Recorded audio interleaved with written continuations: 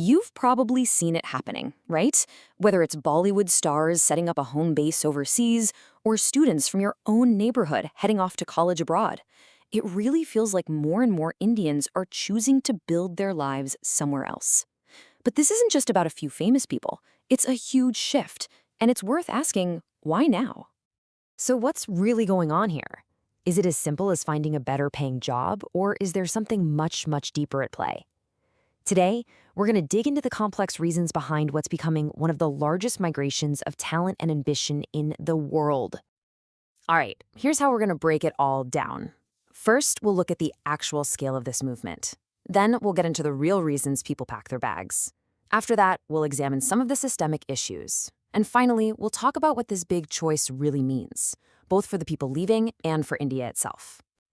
So first up, let's just get a sense of how big this trend really is. Because look, we're not just talking about a few headlines here and there. The numbers tell a massive story, especially when you look at the younger generation. Just try to wrap your head around this number. In just the last few years, more than 1.4 million Indian students have gone overseas for their education.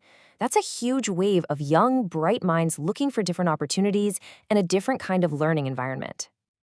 And it's not just the students. The Wealth Migration Report shows that India is consistently in the top 3 countries for millionaires leaving.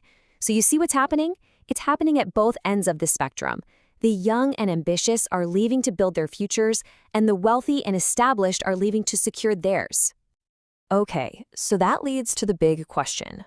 Why? What's pushing people out and what's pulling them in? Let's get into it, starting with something so basic you might not even think about it: a healthy environment. Now this right here, this paints a pretty stark picture. On a winter day in Delhi, the Air Quality Index, or AQI, can shoot past 400. That's literally in the hazardous zone. Now compare that to a city like Vancouver, a super popular spot for immigrants, where the AQI is usually under 50, which is considered good. And if you're a parent, this isn't just an abstract number, right?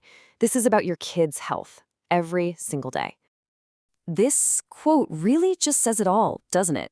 It completely changes the conversation. It's no longer about comfort. It's about basic safety and well-being. When the very air you breathe becomes a luxury, people are absolutely going to start looking for places where it's just a given. And of course, let's be real, money is a massive factor. A software engineer who's just starting out in India might make around 6 to 8 lakh rupees a year. That same job in, say, the US or Canada, it could easily pay the equivalent of 60 to 80 lakh rupees. That's nearly 10 times the salary. Now, even when you factor in a higher cost of living, that kind of difference is a powerful, powerful motivator. It changes your whole quality of life. But you know, it's not just about the paycheck. It's about the kind of work you get to do. It's about having access to global projects, cutting-edge technology, and maybe even a work culture that values a healthier work-life balance. It's the difference between building a local career versus a truly global one.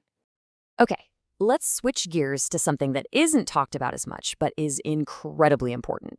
The day-to-day friction of just getting things done, and the role that governance plays in all of it. This is where the system itself can become a reason to leave. To really get this, we need to quickly look at something called the Corruption Perceptions Index, or CPI. It's pretty simple. It's a score from 0 to 100. 0 means a country is seen as highly corrupt, and 100 means it's seen as very clean. And what you're seeing here is a pretty concerning trend.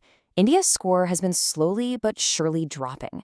It went from 40 in 2022, down to 39, and now 38 in 2024. And look, this isn't just a number on a chart. It reflects the real-world frustrations that people face every day dealing with bureaucracy, red tape, and a system that just doesn't feel transparent. So to put that score into perspective, India landed at rank 96 out of 180 countries in 2024. Now, that's better than some neighbors like Pakistan and Bangladesh, but it's still behind others like China. For someone trying to start a business or just navigate the system, this can mean delays, unclear rules, and all sorts of frustrations that you just don't have to deal with in countries with better governance.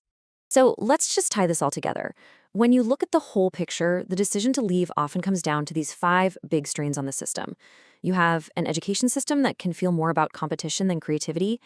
You've got strained healthcare and infrastructure, a job market that's just struggling to keep up, governance issues that slow things down, and, as we saw, a deteriorating environment. When you stock all of that up, the pull to go somewhere else can feel overwhelming. And this all brings us to our final and maybe most important point. Because this isn't just about a bunch of individual decisions. It's really a national conversation about what it means to build a good life and what a country should offer its own people. It is so important to reframe how we think about this. People leaving isn't an act of betrayal or a sign they hate their country. For so many, it's a logical, rational choice. They're seeking an environment with cleaner air, more efficient systems, and bigger opportunities that can better support their dreams. They can still love India deeply, but feel like they have to leave in order to truly thrive. So the question is, should you move abroad? Well, obviously that's a question only you can answer. It all comes down to what you value most. If your top priorities are things like global experience, higher earning potential, and a cleaner environment, well, based on everything we've talked about, the argument for moving is pretty compelling. But for India as a whole, this massive brain drain has to be seen as critical feedback. It's a huge wake-up call. It's a clear signal that the country's systems need to get better. It's a call to action to improve governance, fix infrastructure, and create an environment where the most talented and ambitious people feel like they can reach their full potential right there, at home. And that really leaves us all with this final, powerful question. Because at the end of the day, whether you decide to stay or go, isn't the goal the same? It's not just about earning a paycheck. It's about building a life that truly aligns with your vision for yourself.